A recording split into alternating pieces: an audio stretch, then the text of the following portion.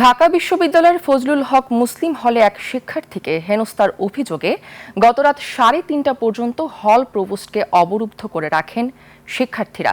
প্রভোস্টের পদত্যাগের দাবিতে সাধারণ শিক্ষার্থীদের বিক্ষোভের মধ্যে মুখোমুখি অবস্থানে যায় ছাত্র শিবির ও ছাত্রদল। শুরু হয় হাতাহাতি, ধাওয়া পাল্টা ধাওয়া। এ সময় আহত হন কয়েকজন।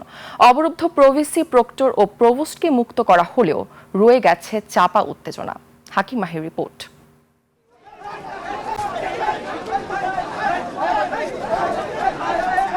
এভাবেই রোববার সন্ধ্যা থেকে রাত 3:30টা পর্যন্ত ঢাকা বিশ্ববিদ্যালয়ের ফজলুল হক মুসলিম হলে ছাত্রদল ও ছাত্র শিবিরের মধ্যে থেমে থেমে চলে হাতাহাতি, ধাওয়া পাল্টা ধাওয়া। এর মধ্যে আমার মাকে যখন সুইজান মাকে কল দিয়েছে তখন আমি পুরো কান্না ভেঙে বসছি, কারণ আমার মা একজন অসুস্থ, মানে তাকে সে টেনশন নিতে পারে না। তিনি মোহাম্মদ ইব্রাহিম, পড়েন রোবোটিক্স অ্যান্ড মেকাট্রনিক্স ইঞ্জিনিয়ারিং বিভাগে। তিনি গত 8 আগস্ট একজন শিক্ষার্থীর একটি পোস্ট শেয়ার দিয়েছিলেন তার ফেসবুক দেয়ালে। ছিল হলের প্রভোস্ট ডক্টর ইলিয়াস আল মামুনের অনিয়মের বিরুদ্ধে।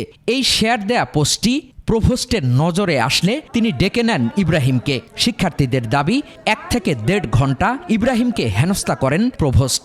আমরা চাইতেছি হচ্ছে যে স্যার যাতে হচ্ছে পদত্যাগ করে সসম্মানে, তাহলে হচ্ছে সমস্যার সমাধান। এই হেনস্থার জেরে গত সন্ধ্যা থেকে ফজলুল হক মুসলিম হলের প্রভোস্টকে আটকে রাখেন সাধারণ শিক্ষার্থীরা। পরে তাকে মুক্ত করতে আসেন বিশ্ববিদ্যালয়ের প্রভিসি, প্রক্টর। তাদেরকেও অবরুদ্ধ করা হয়। এ সময় ওই কক্ষের সামনে জড়ো হন ছাত্র শিবির ও ছাত্রদলের নেতাকর্মীরা। আর অবরুদ্ধের পক্ষে অবস্থান নেয় ছাত্র শিবির। প্রত্যেকটা হলে টুর্নামেন্টের খেলার সময় হল প্রশাসনকে বিশ্ববিদ্যালয় থেকে একটা বাজেট দেয়।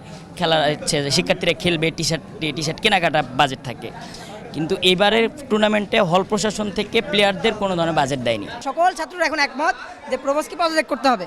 এই পদত্যাগ ঠেকানোর জন্য প্রভোস্ট ইলিয়াস আল মামুনকে পদত্যাগ ঠেকানোর জন্য এখানে প্রক্টর স্যার আছে, সহকারী প্রক্টর 7-8 জন আছে, প্রভিসি 2 জন আছে, সবাই প্রভোস্টকে ডিফেন্ড করতে যাচ্ছে। এক পর্যায়ে শিক্ষকদের মুক্ত করতে দলবদ্ধ হয় ছাত্রদল। তারা বলেন ছাত্র শিবিরের নেতাকর্মীরা মব সৃষ্টি করছেন। এটা ডাকসুর মবক্রেসি হয়েছে, এটা শিবিরের মবক্রেসি হয়েছে।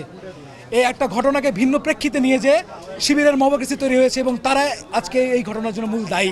পরে রাত 2:40 প্রভিসি অধ্যাপক ডক্টর আব্দুস সালামকে অবরুদ্ধ কক্ষ থেকে মুক্ত করে নিয়ে যায় ছাত্রদল। তারপর ধীরে ধীরে সবাইকে মুক্ত করেন তারা। সবাই হচ্ছে যৌক্তিক বিচারের দাবিতে আসছি যে অভিযোগ আসবে, প্রমাণিত হবে, দোষী শাস্তি পাবে।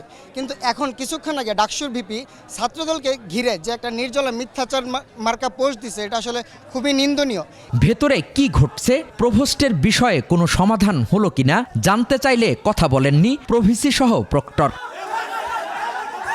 হাকিম মাহি, 21 টেলিভিশন, ঢাকা।